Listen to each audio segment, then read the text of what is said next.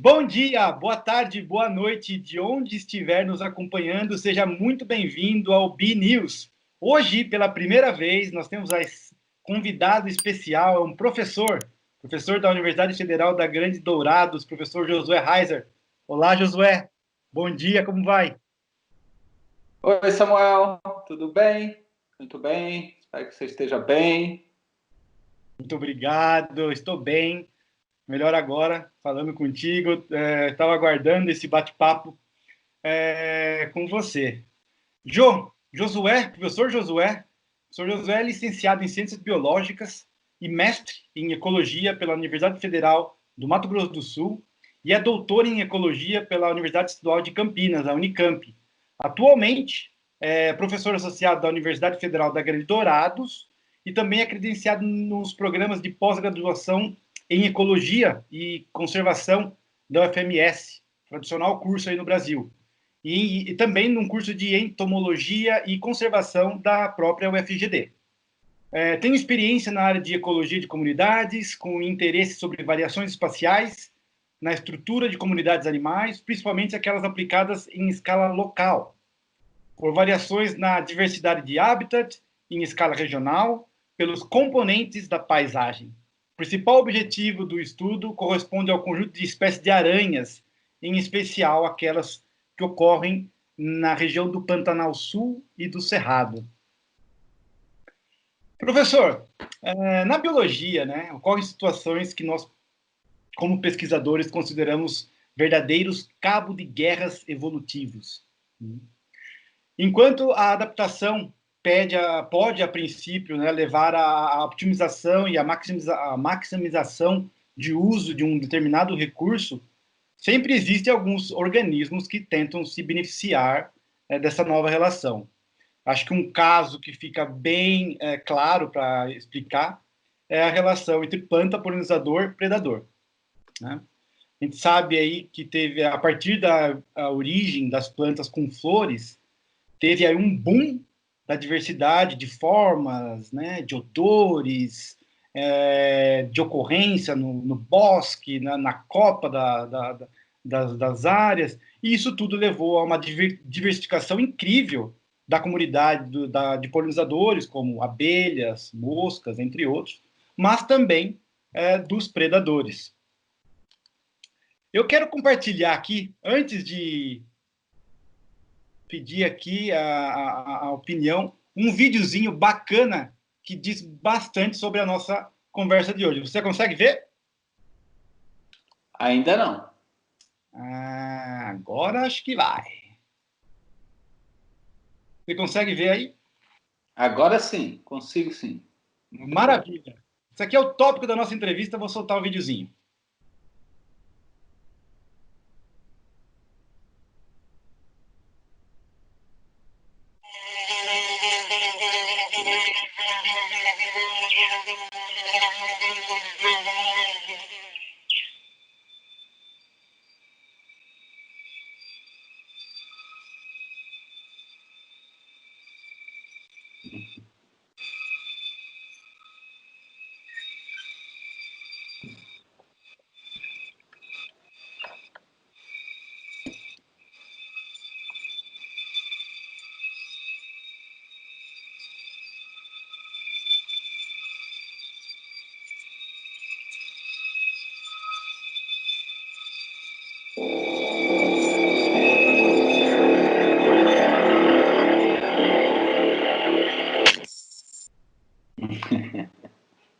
Já era.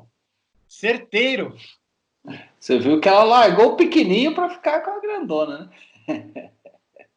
É isso que eu havia observado, eu tinha visto esse vídeo novamente, eu falei, o que o bicho está segurando ali, né? Já estava com uma presa, né? Sim. Uhum. Professor Josué, que interação é essa? Né? O que a gente acabou de ver aí? É um objeto de estudo, né? Uma coisa que você vem acompanhando já há algum tempo. Você pode comentar um pouco sobre esse tópico, por gentileza? Claro, é um prazer. Né? Essas aranhas são especialistas, né, em camuflagem, em ludibriar suas presas. Né?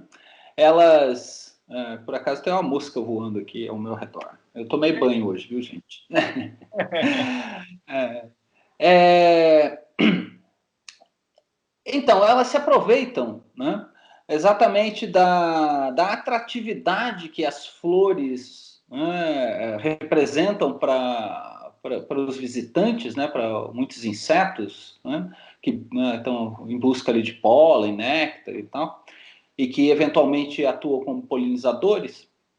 Elas se aproveitam dessa atratividade, né, para ludibriar essas presas e conseguir consumi-las. Ludibriar de que forma? Primeiro, né, um corpo estranho em cima de uma flor, né, representa uma quebra da simetria, do formato, né? Então, qualquer visitante, né, visualmente orientado, ia conseguir perceber, né, algo estranho em cima daquela fonte de recurso, né, que tem uma forma característica. Então, essas aranhas, para conseguir ter algum sucesso, né, elas se camuflam sobre as flores, né, imitando padrões de coloração, padrões de forma e tal. E mais que isso, elas ludibriam, destacando algumas partes da flor, algum padrão, por exemplo, de reflexão de luz ultravioleta, né? Que acaba exacerbando a atratividade da flor, né, para os seus visitantes. Então, existe uma série de evidências, uma série de trabalhos que mostram, né, principalmente essas aranhas, né, que são os tomizídeos, né, a família que basicamente é especialista em caçar sobre flores, né, aproveitando as flores, né, como atrativo, né, como essa abundância de insetos, né? E elas têm uma eficiência muito bacana, né? Imitando morfologicamente, né? Algumas dessas aranhas imitam determinadas formas das flores, né? O que engana, né, as suas presas, servindo como camuflagem, como eu já disse, mas também tem um mimetismo que a gente, não sei se a gente pode chamar de mimetismo, mas enfim, imitam uma forma floral de maneira a destacar determinada característica floral que atrai os visitantes, de uma forma mais geral. Aqui no trabalho de vocês então estudaram o efeito do predador, né, na taxa de visitação floral das abelhas africanas, as Apis mellifera. O que estimularam vocês a estudar essa relação? Então, esse trabalho é muito bacana porque ele é uma experiência de trabalho rápido em campo, né? Um experimento bem modesto, né? Uma coisa bastante simples, durante um curso de campo, né? Então, que a gente estava estimulado por um trabalho de uns colegas aracnólogos, né? Que estavam interessados, né, no sucesso reprodutivo de algumas plantas frente à interferência das aranhas, né, nessas interações tritróficas, né, de plantas, visitantes florais e predadores. E um dos aspectos, né, é o reconhecimento de traços morfológicos por visitantes visualmente orientados. O Tiago e seus colaboradores, eles testaram no trabalho deles um traço morfológico dessas aranhas tomísidas, que são as pernas raptoriais. Então, eles usaram modelos artificiais e viram a resposta, né? Que isso tinha uma interferência sobre o sucesso reprodutivo das plantas, né? Porque os polinizadores reconheciam esses traços, né, sobre as flores, né? E a gente pensou, bom, de uma maneira bem simples, a presença da própria aranha, né? Da forma da aranha, independente de um traço, né? Mas da aranha como um todo, sobre as flores, teria um efeito, né? Sobre o comportamento dos visitantes florais e consequentemente, né? Sobre a polinização e o sucesso reprodutivo das plantas.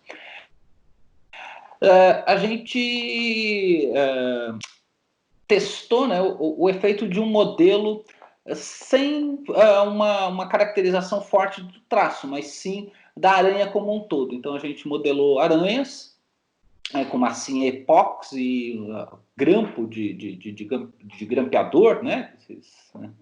Bacana. Material que a gente tinha no curso de campo, né? Deixa eu tentar compartilhar aqui. O pessoal vai entender melhor como que são essas... Isso. Consegue ver? Sim, perfeitamente. Então, essa foi a planta, né, que vocês estudaram, uma Ludwigia, é isso? Isso, Ludwigia tomentosa, né? É uma planta comum no Pantanal, né? E de áreas alagadas, né? Ela é uma planta anfíbia, tá, né? Ela é uma macrófita aquática que assume essa forma mais arbustiva, né?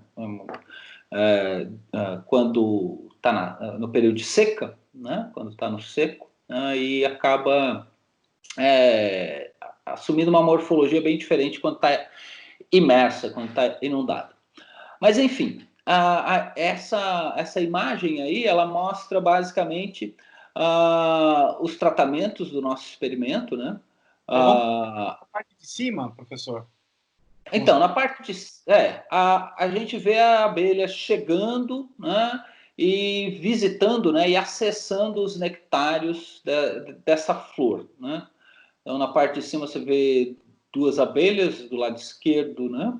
Na flor, uma chegando na flor e outra efetivamente visitando, e aí do lado direito em detalhe isso acontecendo.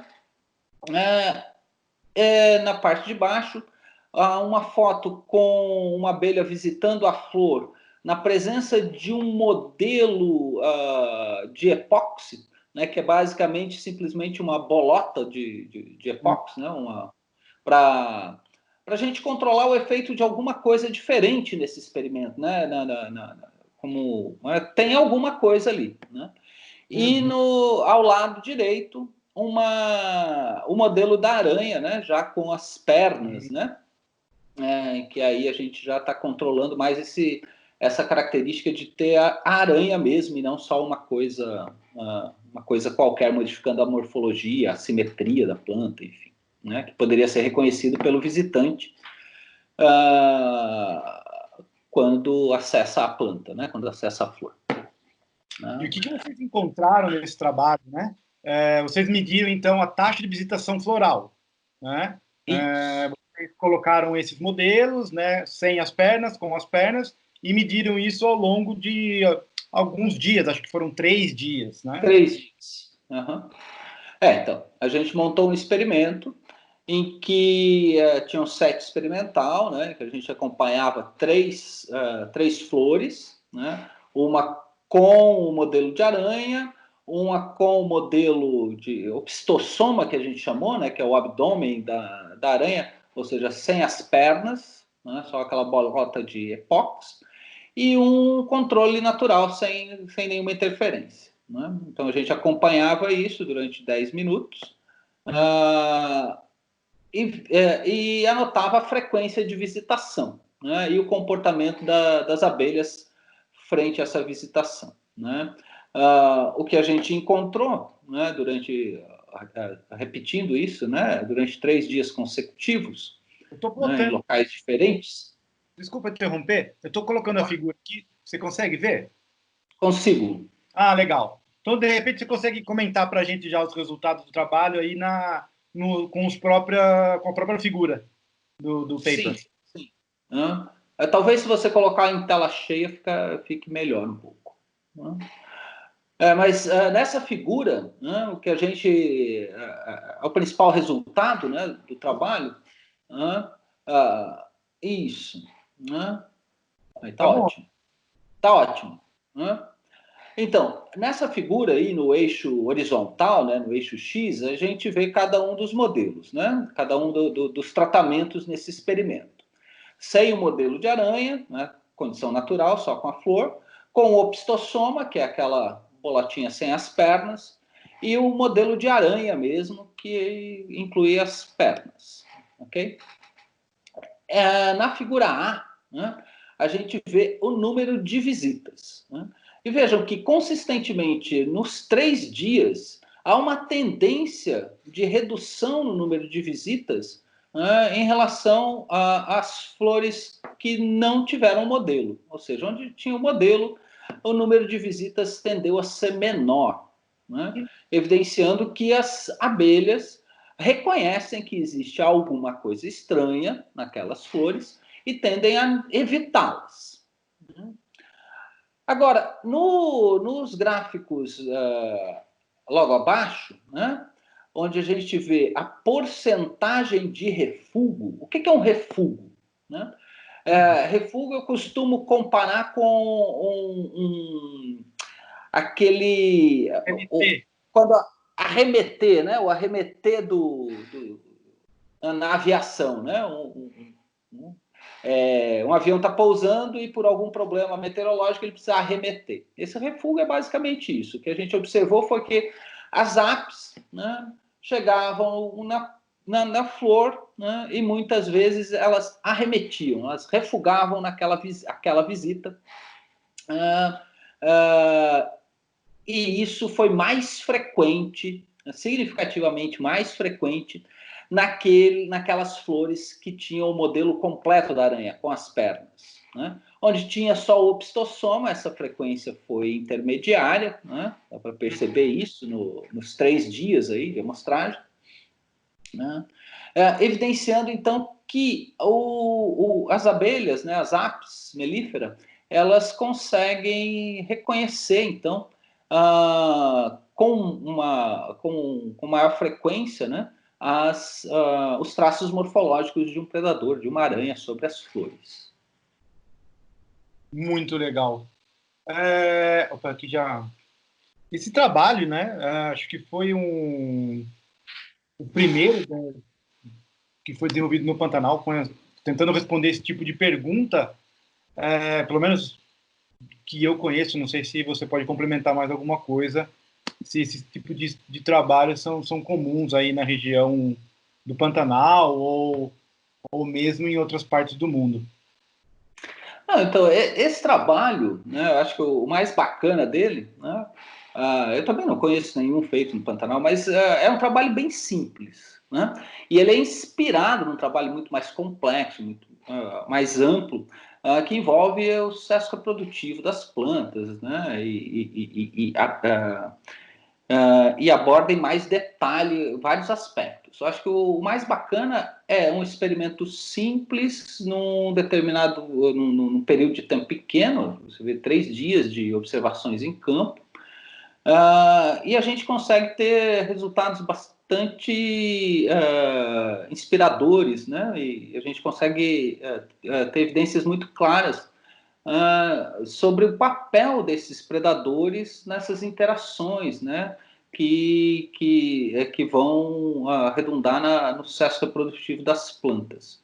Então, mais do que o ineditismo do trabalho, é a simplicidade, né, de um trabalho feito relativamente rápido, né, com uma ideia simples, né, e que traz luz aí a uma questão bem bacana e tal. Tem coisas que a gente nem conta no trabalho, né? Mas por exemplo, a gente percebe que as abelhas aprendem muito rapidamente que aquele modelo ele simplesmente não oferece ameaça nenhuma, né? E acabam visitando as flores com modelo depois de algum tempo, né? De exposição no campo. Então a gente tem que tomar certos cuidados na hora de fazer o experimento e tal. Mas o bacana é que a gente consegue perceber bastante coisa. Parece até que reflete um pouco na taxa de refúgios ali no 3º dia, né? Onde você vê a diminuição da taxa de refúgios, né? Nos modelos com as aranhas. Isso ficou bastante claro. Professor, E perceba o seguinte, é, cada dia a gente tomava o cuidado, porque a gente, logo de cara, né, a gente percebeu esse aprendizado ao longo do dia. Né? A gente começava de manhã cedo, né? E aí lá pelas 9 horas a gente já percebia que elas começavam a sacar que aquilo era um modelo. Entendeu? Então, a repetição nos dias, a gente tomava cuidado de ir para lugares completamente diferentes. Né? Completamente diferentes, mas né, na mesma região. Então, a gente até imaginou que alguma interferência das mesmas colmeias estarem visitando ali poderia ser uma influência forte. Mas a gente não tinha condição de avaliar isso, né? Agora que a gente percebeu que elas aprendem, elas sacam logo de cara. Lá pelas 9 da manhã, elas já sabiam que aquilo ali não representava perigo nenhum. professor, a gente está caminhando agora para o final do nosso bate-papo. Eu acho que, como você bem sublinhou aqui, acho que uma das coisas muito importantes desse trabalho é a simplicidade e a resposta, né, que se tem sobre a interação entre organismos. A gente teve um período aí de convivência em Dourados, onde eu também atuei como professor visitante, e eu me lembro que quando eu estava trabalhando com comportamento animal com os alunos vinham com questões super elaboradas, mas ao mesmo tempo super difícil de responder em trabalhos que nós tínhamos como objetivo de realizar ali em um período de poucas semanas. Eu queria que você, com a sua experiência, né, deixasse alguma dica para os alunos, que essa é a nossa intenção aqui do BNews, né, levar a mensagem para os alunos de todos os locais do Brasil, para que, a partir de ideias simples, possam responder questões científicas bastante interessantes, não só na biologia, mas em todas as ciências. Eu acho assim que para a gente conseguir pensar de maneira clara e simples, né, a gente precisa ter conhecimento profundo do que a gente está lidando. Né? Isso a gente só alcança estudando muito, né, se dedicando muito. Né? Não há outro caminho. Né? Então é dedicação. Né? E não se iludir, né, com a complexidade aparente dos laboratórios ou da fala dos cientistas, dos orientadores. Né? Não se iluda, né? Estude muito, né? Aquilo que te dá prazer em estudar. Né? Se você é um cientista, se você é um estudante, pense muito nisso. Né? Seu papel é estudar, aprender, né, o máximo que você conseguir sobre aquilo que te dá prazer em saber. Né? A partir disso, você vai conseguir ter boas ideias, você vai conseguir ter um pensamento claro e vai conseguir ter ideias simples, objetivas e sintetizar o conhecimento, que é o que a gente mais precisa. Acho que é isso. Professor, muito obrigado pela participação. Obrigado por apresentar um pouco dos seus estudos científicos aí, né? E compartilhar um pouco com o que é necessário para os alunos desenvolverem as atividades aí científicas na universidade. Um forte abraço, muito obrigado. Valeu, Samuel. Muito obrigado. Valeu, um abração, cara. Valeu. Saudade. Um abraço, saudade.